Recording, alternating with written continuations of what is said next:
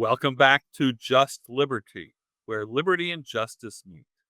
I'm your host, Alan Reinach, president of the Church State Council, with Bettina Krause, my co host and editor of Liberty Magazine, the oldest and best magazine devoted to religious freedom in the entire globe. Yes, indeed. And today we have a very, very interesting topic: charisma.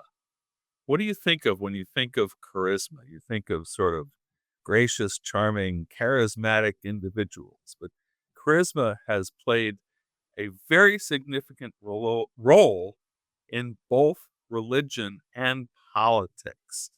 And we have a fantastic guest for you today. You're going to want to listen to all of this, and trust me, you're going to want to pick up her book. We are absolutely delighted to have with us today Molly Worthen, who is a historian. She's a writer whose work has appeared in any number of national media outlets, New York Times, Slate, New Yorker. She's a professor of history at the University of North Carolina at Chapel Hill. And she's the author of several books, including her most recent one, which I can highly recommend, Spellbound: How Charisma Shaped American History from the Puritans to Donald Trump. So welcome, Molly. Thank you for having me. Now, let's start with the basics here. I mean, most people have a vague idea what charisma means. I mean, we meet someone who is especially charming and we say, wow, they have charisma. But what exactly are you talking about when you use that word charisma? Yeah, we have to start here because it is I think, a muddle. And this is part of why I was interested in learning more about charisma, because I think I myself was in a muddle. I had this sense that in everyday conversation, charisma is often a term that we punt to when we are observing a dynamic between a leader and followers, and we can't quite account for what's going on. We don't understand the appeal, or maybe it's something that's having an effect on us, and we can't quite parse it and understand it in ourselves. So we call it charisma and kind of move on, but leave it confused. When I started this project, I definitely confused charisma with charm. I would define charm as an interpersonal quality, a person's ability. If you think of those people who are really good at working the room at a cocktail party, who have the ability to make the other person in a conversation feel like the center of the universe, feel as if your problems and your concerns are theirs, right? You're just kind of sucked into this dynamic. And I thought, when I was embarking on this project of writing about charismatic leaders across 4 centuries of American history, that I would be writing about a lot of charming people, people who had that magic in that interpersonal encounter, people who are really effective public speakers, really good looking, sex appeal. This is what I had in mind. And I was surprised to find that maybe that described a small minority of the people I found myself writing about. But in fact, charisma is different, is what I ended up discovering in my research. Charisma often comes in the form of people who are not particularly amazing public speakers, not particularly good looking. They're appealing, maybe to some people, but usually they are downright repulsive, very off-putting to some other large swath of people. And in fact, that polarizing effect is more reliable a marker of charisma than someone who's effective in a cocktail party setting. I think the heart of charisma is a particular kind of storytelling.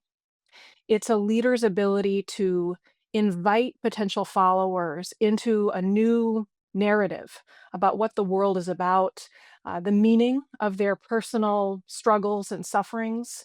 It is an ability to kind of invite them into a connection between their own puny individual story and a big, exciting, transcendent narrative, premised on just a new view of reality, different from what they saw before. To me, that's really the heart of charisma, and that's the consistent pattern, from the 1600s to our own time.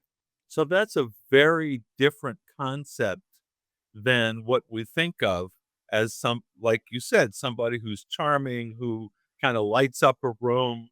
And I'm thinking back, I can think of two individuals, one public figure that I encountered when I was a freshman in college in Boston, and Jimmy Carter was running for president. He came to speak on campus, and I had this very powerful sense that he was going to be elected.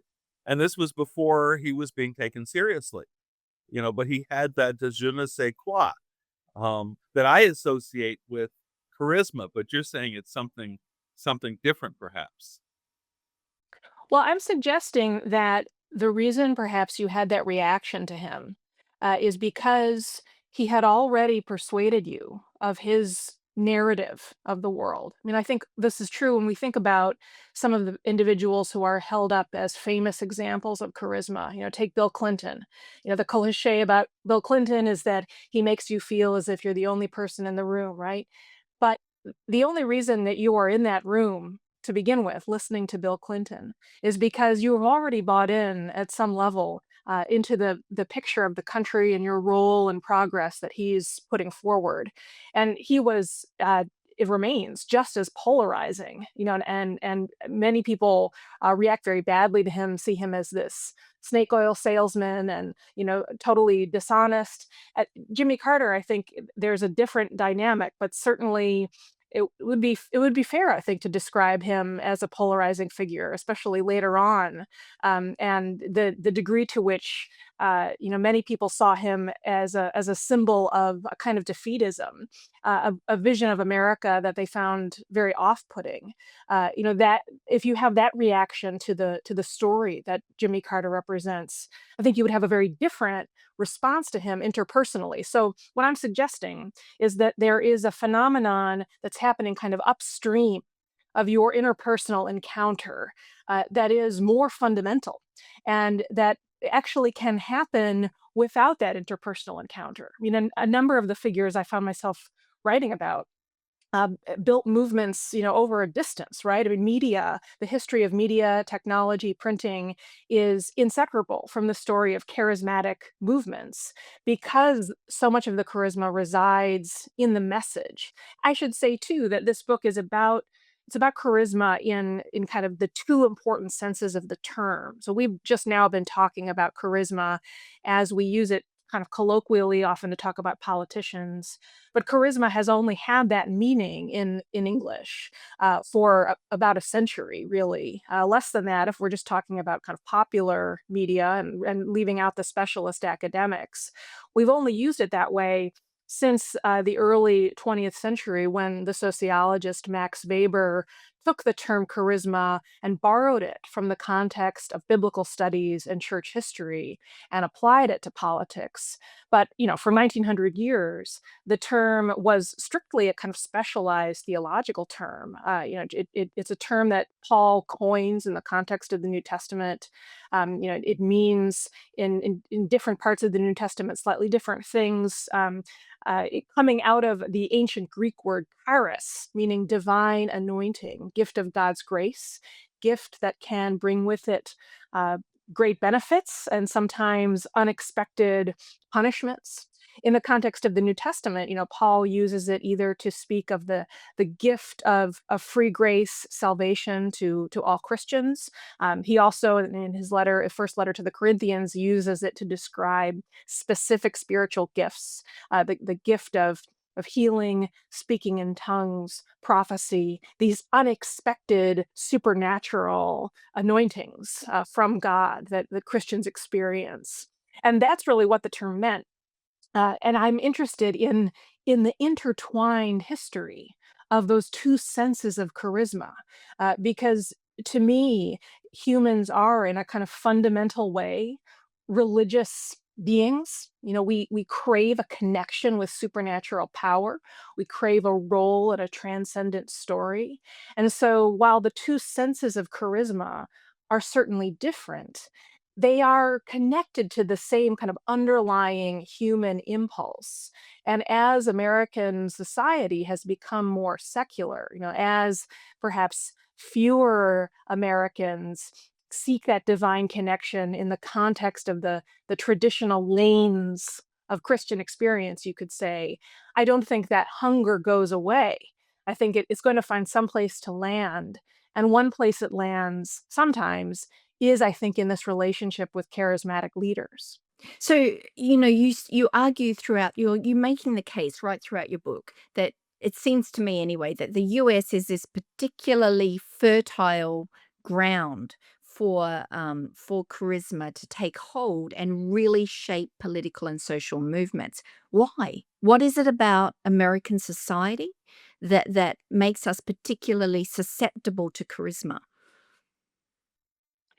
This is, in some broad sense, a post-Reformation story, and it's a story about America as a particular site of kind of cultural, uh, social, religious, political experimentation that takes certain dynamics and impulses present in the Protestant Reformation to perhaps their farthest conclusion. So what I mean by that is, what this is grossly oversimplifying, but I think it's useful. Prior to the Protestant Reformation, certainly there's plenty of undercurrents of dissent, rebel monks and mystics and so forth in the context of medieval Catholicism. But the Catholic Church as an institution had relatively effective checks and balances for modulating and controlling this kind of rebel impulse to challenge institutions, because this is I think core to charisma, both in the biblical sense and in the sense that Max Weber, has bequeathed to us of the charismatic leader, who starts a political movement. Charisma is this X factor that is not, you know, tamed by institutions. It's an end run around institutional power, whether that's claiming a direct hotline to God, or claiming a kind of authority that gives you the power to challenge establishment political figures and so forth. So I think in the context of medieval Catholicism, that impulse was present, but it was not it did not mount a kind of fundamental challenge to the Catholic Church as an institution. And while I think the key ideas of the major Protestant reformers, Martin Luther, John Calvin, I mean, these guys are not uh, radical anti-institutional wreckers. I mean, in many ways, they're very much wanting to reform existing institutions and build their own, not say everybody has the mandate to just hear directly from God. Martin Luther is quite horrified, in fact, when some of his more radical disciples begin to kind of take his idea of priesthood, the priesthood of all believers, reading the Bible on your own in the vernacular, and take it to radical conclusions. There is in the Reformation that seed, a mandate to locate the core of what it is to be Christian, what it is to be saved in your personal your personal connection to the divine, and a kind of interior experience. And that's a powerful idea that then in the context of America just catches fire. America, while it's not people often use the term a marketplace of religious ideas to describe America. And I think we need to be careful about that, because there certainly still were in the colonial period up through our own time cultural, political guardrails. There are real preferences for traditional Protestantism. We are a Protestant country in so many meaningful ways.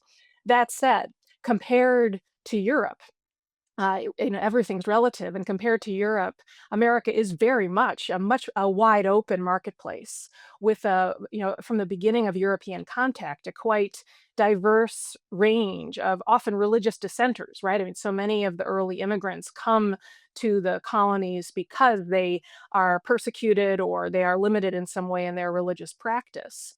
And kind of inherent in the colonial environment is institutional weakness, right? I mean, it's not possible to have the same kind kind of top-down control on religious expression as was possible in the old world. So there is from the beginning, even in Massachusetts Bay, right? The first generation of Puritans in the 1630s, not exactly a society we think of as an open religious free for all by any means, but still an environment in which renegade dissenters who want to claim kind of direct authority from God can do so with a degree of political and religious influence that's not really possible in the old world. So I think there's a way in which religious entrepreneurship, if you want to use that term, is more possible and more powerful in the American context, and that kind of supercharges charisma as a form of authority, as against other kinds of authority based on institutional roles, based on military might, or based on claims about tradition. So, my head is spinning so many different directions listening to you. Um, in terms of the medieval Catholic experience, I would suggest Saint Francis as kind of an archetype of, the charismatic, but he gets co-opted by the institution. It starts the Franciscan order. So, however charismatic, it's still kept within, institutional bounds. To your point, um, I kind of disagree with you about Massachusetts Bay because, the Quakers were not exactly, given much latitude to dissent. Neither were early Baptists in Massachusetts, which was one of the influences for the First Amendment, were, Baptist leaders uh, objecting to the taxation system and such. But in the colonial context, I think the revolution and the rejection of the Anglican hierarchy really did open up, uh, you know, the the institutional structure in a way that, to your point, if not entirely a free market, certainly the institutional boundaries were much, much weaker because the church had been associated with England, and we were casting off English authority. Well, I think that's all absolutely true. But the Anglican establishment was never anywhere close to as strong or successful in Christianizing from their point of view the colonial Eastern Seaboard as it was in the Old World. I think the presence of persecution is absolutely real, but I think you can make the case that dissenters in the context of the colonies had, in some cases, more short-term, but certainly more long-term impact than their colleagues did in similar contexts in the old world. I think one theme that I kept running up against in chronicling the story of different charismatic leaders is how to assess their influence, because in many ways, charismatic authority is the type of authority that you go for if you have no other options. It's the authority of the weak, right? Because if you have an institutional role, if you have access to a big army, you don't need necessarily to make a wild play for authority from divine anointing based on a new story about the weaknesses of existing institutions and the status quo, because you have frankly more reliable options. And so the short-term story of many charismatic leaders, whether it's some of the early kind of Quaker prophetic figures like Benjamin Lay. Before that, I write about Anne Hutchinson in the context of colonial Massachusetts Bay. Later on, in the context of the 1920s, United States. I write about the Black nationalist Marcus Garvey. These are leaders who, Benjamin Lay's in his own category. He's got a kind of a different role in my story. But if we want to take Anne Hutchinson and Marcus Garvey, very different figures, obviously, they're figures who have this sort of brief efflorescence, who, for a brief time, have an incredible, proportionate to their communities, an incredible degree of support, really frightening to the figures in authority. But the figures in authority, in one case, the magistrates and clerics of Boston, and in the other case, federal government, are able to shut things down and essentially banish Anne Hutchinson, deport Marcus Garvey in fairly short order. So you could say, well, doesn't that mean that these charismatic movements are they fizzle out? They don't really amount to anything. I think that's a short-sighted view because in both cases, I think there's a significant long-term influence, and so much of what happens is this kind of action and reaction in American society and politics. So the Puritan town fathers, they spend after they put Anne Hutchinson on trial for criticizing the Boston ministers and claiming that you can know on your own, with scripture and with the voice of the Holy Spirit, you can know for your own sake, whether you are among the elect. And you should sit in judgment, frankly, of your ministers. Right? This is outrageous. She's convicted of, essentially slandering the ministerial class. She's banished. They spend the next several years trying to erect a kind of edifice of laws to try to make sure that the Anne Hutchinson phenomenon never happens again. Right, really cracking down on the persecution of perceived heretics, asking local ministers to have regular meetings, so they can kind of stay organized and talk to one another, make sure that everyone kind of is aware of any potential threats of this kind, and perhaps in the short term. You have John Cotton, who was a great mentor to Anne Hutchinson, but came around to seeing that she was a danger, looking over the Atlantic to the English Civil War, and then basically saying, there but for the grace of God, like we are doing it right in Puritan New England. We have much more control. But if you take the long-term view, I think that seed that Anne Hutchinson represents, that kind of renegade individual impulse to seize that connection with the divine, very much structured by scripture. I want to stress that, Anne Hutchinson is not a Pentecostal. That is in many ways kind of the core of this sort of democratizing evangelical impulse, one that is manifest in powerful ways long before the revolution, right? I mean, the scholars debate about how exactly we should understand the First Great Awakening, in which what stretches from, we could debate about the dates, 1720s, up into the 1750s, up and down the eastern seaboard. But certainly that's a sort of melting pot of different religious impulses, that is in which evangelists, charismatic preachers are doing a kind of dance with existing institutions. It's only possible, though, because the institutional Anglican Church is far weaker throughout the colonial period. Right? There's never a bishop on the ground in America than it is in the Old World. So I think that this is why I was interested in kind of starting the story earlier than the revolution, because I think that the revolution is a really important milestone in this broader story. So I'm really interested in teasing out a little bit more this intersection between political identity and religious identity within American history and also within American culture today, because there is that strong intersection that so much of what your book is bringing to the fore.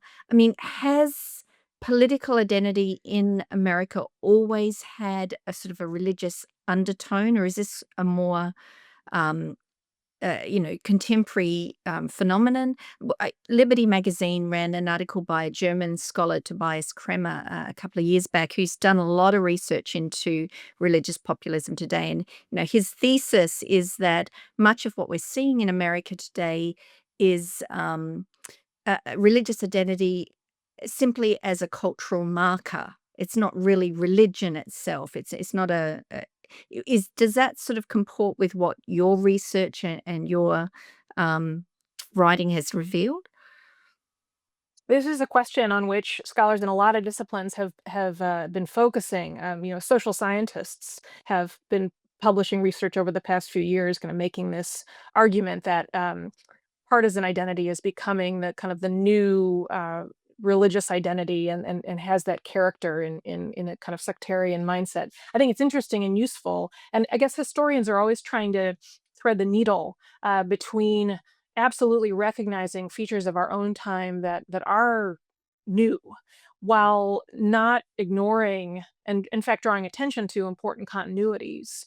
So I do think that there are some continuities that to some extent, I mean, I don't think you could point to a period in American history when politically activated individuals were not bringing to bear their metaphysics, right? Their broader view of of transcendent sources of morality. So, you know, part of this is a kind of a question of how we define religion, and defining it in a way that is kind of flexible enough to capture everything we want to capture without defining it so broadly that everything becomes religious, right? Like going to a, you know, in my neck of the woods, a UNC Duke basketball game, you know, can feel like a religious experience, right? Like, you know, the old Durkheim's idea of collective effervescence there in the basketball arena. It's kind of provocative, but this has limits. So I think what has changed, as much as Americans have always brought to bear, you know, their conception of what a moral society ought to be, and that's always had a connection to their religious conceptions. I think it is true that certainly, I mean, the I know there's been some complicated polling lately that we can talk about if you want, you know, that suggests that some of these trends of religious disaffiliation are slowing down and stalling, and in fact, we're seeing an uptick among younger Americans, especially men. But I think it's still fair to say, generally speaking, that Americans, like Westerners generally, have weaker connections and loyalty to religious institutions than in generations past. And I would say that that's actually the key feature of what we are talking about when we talk about secularization. So the weakening of churches is part of a much bigger story of the weakening of institutional affiliation and loyalty generally, right? There's really no category of big established institution, whether we're talking about Congress, Supreme Court, universities, mainstream media, even the military, to which Americans, you know, sense of loyalty and trust has not really diminished over the past couple of generations. We're simply more atomized and individualistic. So, that said, we are still, I think, seeking a sense of transcendent meaning. Like, what's the point of it all, right? We want to be on on the side of the good guys. We have tribal impulses, right? This, whether you want to call it original sin or the fruit of, you know, evolutionary psychology, it's absolutely there, always like right under the surface, ready to spring out. And I think that partisan bodies, super PACs, you know, some of the more extreme media outlets, certain political candidates have been really adept, especially with the help of social media, in kind of grabbing on to that hunger, filling that vacuum, so that more and more Americans feel their partisan identity to be this core sense of who they are, and that partisan uh, sense of core identity has expanded to eat up more and more issues. So issues which used to perhaps be more fodder for compromise. Now, you know, the range of issues that are really shorthand for your core identity, right? Whether it's universal health care, your stance on guns, your view on private school vouchers, right? These are now a kind of shorthand for something that people perceive to be quite fundamental about your where you stand, you know, on which side of the line, the us versus them line you stand. And there is, I think, a utility in describing that mindset as a kind of religious mindset, as one that we associate with kind of fundamentalist sects. If that word fundamentalist, in whatever religious context you want to apply it, means a deep resistance to compromise, a sense that any compromise is a cosmic threat. I do think that we are seeing that attitude manifest in politics. So I have to go here. I don't know if that was our intent, Bettina, when you started, but as I'm listening to you, the thing that keeps rolling around in my brain is I could shoot somebody on Fifth Avenue, right? And nobody would, I forget the exact quote, but, and get away with it. And to me, that's perfectly describes, you know, the essence of the MAGA movement. And, you know, what you're describing is a, you know, kind of charisma here that uh, I, I think is, transcends reason. Yes, I couldn't I mean, Donald Trump is in my subtitle. I couldn't avoid him. I didn't want to avoid him. Wanted to tell a story about underlying dynamics in American politics and religion that is a whole lot bigger than Trump. In some ways, I'm trying to offer a kind of 4 century long context that shows us the ways in which Trump is very much a special individual. So I'm not making an argument that charisma is just this sort of world historical force that will land on whoever. However, there is this kind of much bigger story, and charismatic leaders who succeed because they respond to particular dynamics that characterize their age. So while Donald Trump, in his kind of anti-institutional stance, in his genius, frankly, from the beginning of his business career. I mean, long before he spoke openly about interest in politics, his genius for crafting a set of intertwined narratives about himself and about the bigger picture of American society. Everything is rigged.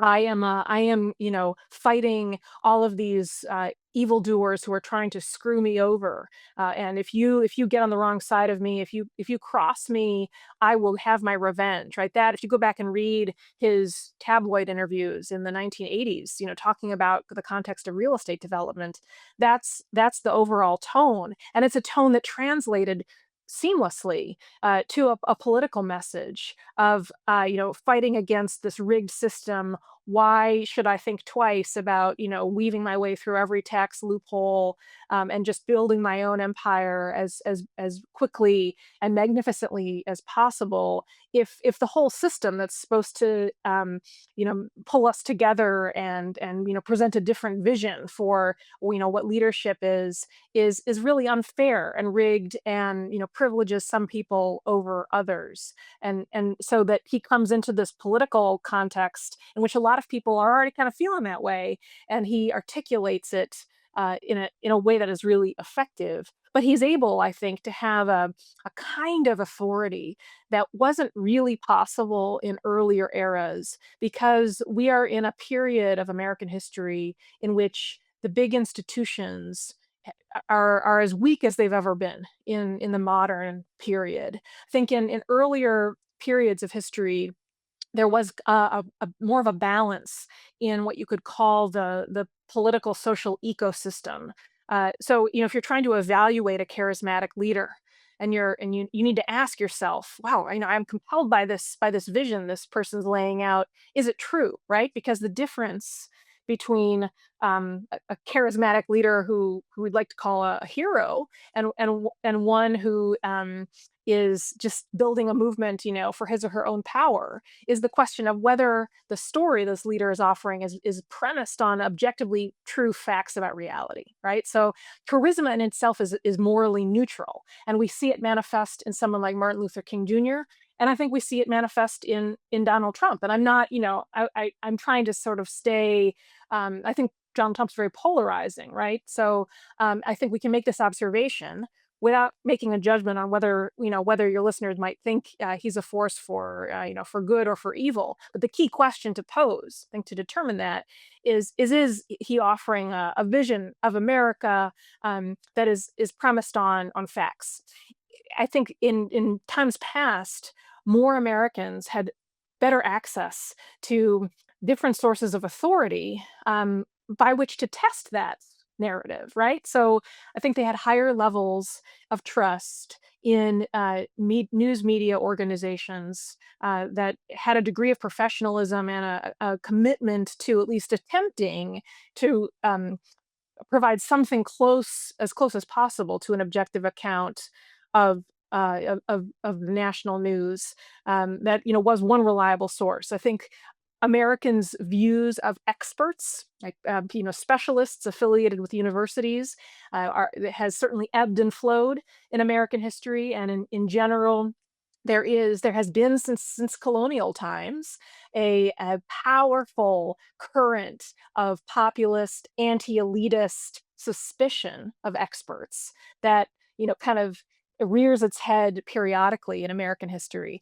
But we're certainly in a time today of heightened suspicion of experts, and so that I think cuts off another avenue that Americans could use to get fair, reasonably reliable information about the world. I think we've seen this amazing, democratization of. I mean, anyone can pose on the internet, right, as an authority on various subjects, but it's become, as a result, incredibly difficult for the average person to will avoid the kind of silo effect that we're all familiar with, and in how the algorithms cordon us off and feed us what we want to hear without challenging us with new facts. But it's made it very hard to kind of get countervailing information by which to evaluate the claims that political candidates are making for us. So I think that broader structural environment is one piece of understanding the MAGA movement and Donald Trump's appeal. So I want to pull in another element that is certainly present in the dynamic that you're describing, and that is the recent growth, dramatic growth in independent charismatic movements. We had on a podcast, I guess it was a couple of months ago now, Alan, Matt Taylor, who's a scholar. He's written a book on the New Apostolic Reformation. He also sent me an article for publishing in Liberty, and all his footnotes were in the form of YouTube videos. So to check his footnotes, I had to watch these YouTube videos of these prophets from the NAR prophesying in a very overtly political way, directly connecting the message that they're receiving from God with, something that their followers need to manifest in the political realm. How do you see this growth in these charismatic movements in America today playing into the dynamic that you're describing? It's so important. I really like Matthew Taylor's book. There's a number of books on that subject. I think his is probably the best. I think he handles a very difficult topic in a very kind of measured way. I do think there's so much complexity in the New Apostolic Reformation that it's always important to kind of attach that asterisk to generalizations we make about it. And the media and scholars naturally focus far more on those dimensions, those particular church networks and evangelists in that subculture that are really politically activated, and they're less interested in others that are simply focused on missions and evangelism. So that's just an important caveat. But certainly they're intertwined, and I think it's not an accident that the form of Christianity that is exploding worldwide, and that I think is experiencing this kind of political and social revival in the context of America, is this highly enthusiastic.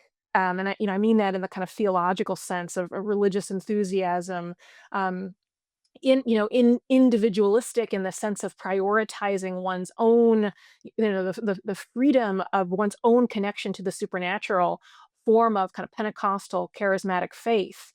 We're seeing a tremendous evolution in the landscape of American Christianity, I think, away from the traditional denominational structures that we would use to characterize Protestantism over its history, since the colonial period, really. Although the term denomination is more appropriate for after independence, toward a different organizational form. And the New Apostolic Reformation is kind of the most well-known example of this, of church networks, and they vary widely. And my research has persuaded me that there are some networks in which you can point to one charismatic figure who is this kind of prophet apostle, right? They often call themselves apostles, who has tremendous personal influence over the network of churches that he oversees. That is sometimes the dynamic. In other cases, it really doesn't work that way, and you can't really locate that same kind of powerful authority in one individual. It's more that it's a network of churches that affiliate because they want to kind of pool resources and share kind of strategic organized together for a particular vision of global missions, and in some cases, missions focused on particular parts of culture, like university campuses, this sort of thing. But it's a form of religious expression and organization, whether we're talking about America, whether we're talking about the global South, where, of course, this form of Christianity is really growing by leaps and bounds, that thrives in contexts in which institutions are weak, because it's not a way of being Christian that requires a lot of institutional structure. Seminary degrees, right? You don't need that if you want to be a pastor or an evangelist in this context. You need a kind of a personal anointing. It's all about personal networks, right? That's how authority works. I think it where it becomes politically quite alarming to many observers is is in this dimension of Pentecostal charismatic theology and worldview that has a kind of urgency and confidence that God will God will act in an immediate, visible, unmissable way, and I am His agent in this. And in some ways, I think Pentecostals and charismatics, in this view of God's imminent power, they are they should be other Christians should listen to that, because I think there's a way in which many Christians sort of domesticate their idea of God, and they ignore, the parts of scripture that do certainly support this set of expectations that Pentecostals and charismatics have, when it comes to God's power and what He'll do. At the same time, that there's a good reason to counterbalance that with a healthy appreciation of the Christian doctrine of original sin, and the fact that humans are more likely to be mistaken about their expectations of God's power than correct. And certainly, it's the human impulse to elide the gap between our own power, our own desire for authority, and what we think of as God's authority.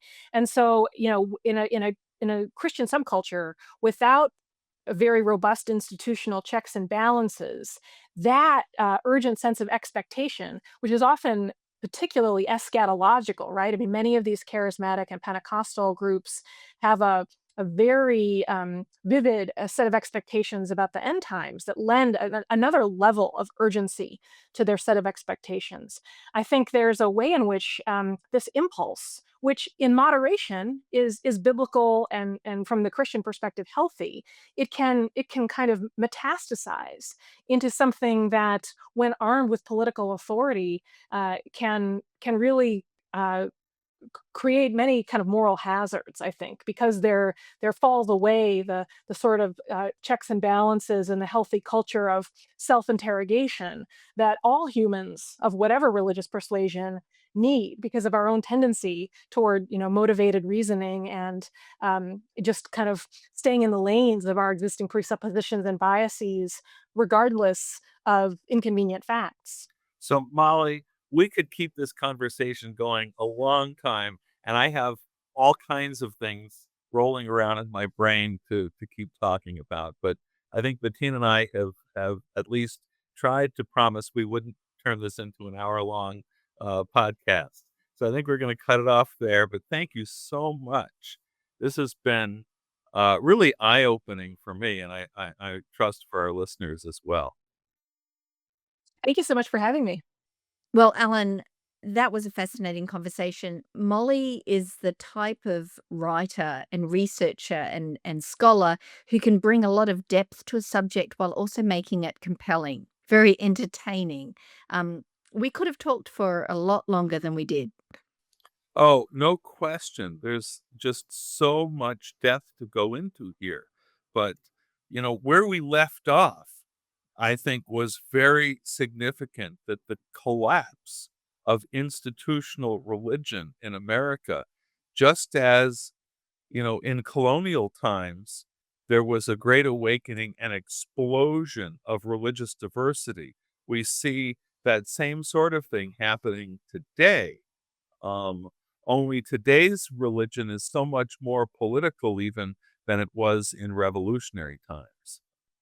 And it's fascinating how, we watch those demographic trends of, lowering rates of participation in attendance at synagogue or church and what have you.